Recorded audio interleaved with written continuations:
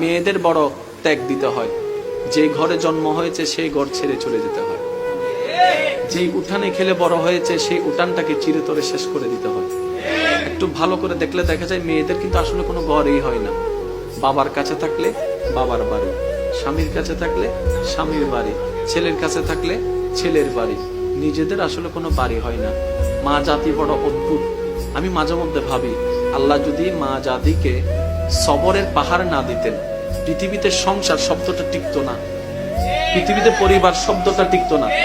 সবার কথা বাদ দেন, আপনি আপনার মার কথা পাবেন, দাদির কথা পাবেন, নানির কথা পাবেন। আমাদের মা, আমাদের দাদি, আমাদের নানি যে ত্যাগটা দিয়েছেন, যে সহ্যটা করেছেন, ওনারা যদি অধৈর্য হতেন আজকে কারো পরিবার কিন্তু ঠিক থাকতো না। সেজন্য আল্লাহ পাক তাদের অন্তরকে ধৈর্যের পাহাড় বানিয়ে দিয়েছেন। সুবহানাল্লাহ। এগুলা ওনাদেরকে বেতন দিয়ে কিংবা ওনাদেরকে বিনিময় দিয়ে এটার নিয়ামত পাওয়া যাবে না, এটা শুকরিয়া আদায় করা যাবে না।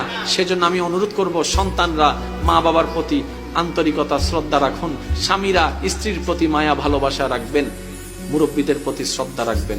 কারণ ওই মহিলাদের ত্যাগ, ওই মা বোনদের, দাদি নানিদের ত্যাগ আমরা কখনো টাকা দিয়ে বিনিময় দিয়ে কখনো প্রতিদান দেওয়া যাবে না। আমরা দিতে পারি একটা ভাবে, প্রতিদান নয়, সেটা হচ্ছে মায়া দিয়ে, ভালোবাসা দিয়ে, সম্মান দিয়ে। আল্লাহ আমাদের সবাইকে বুঝার তৌফিক দান করুন। এবার ইমানদার ভাইরা একটু মনোযোগ দিবেন। কষ্ট হচ্ছে আপনাদের?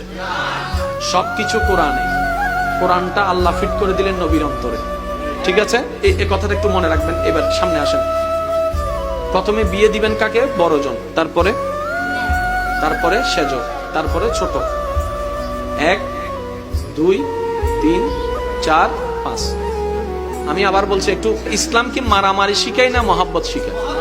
আপনারা বলেন ইসলাম কি মারামারি শিখায় না মহাব্বত শিখায়? ইসলাম কি হিংসা শিখায় না আন্তরিকতা শিখায়? আরে ইসলাম তো সেই ধর্ম, নবী রাহমাতুল লিল আলামিনকে যখন তায়েববাসীরা পাথর দিয়ে স্বাগতম জানিয়েছে, নবী রাহমাতুল লিল আলামিন বদদুয়া দেওয়ার বদলতে দোয়া দিয়ে ফেরত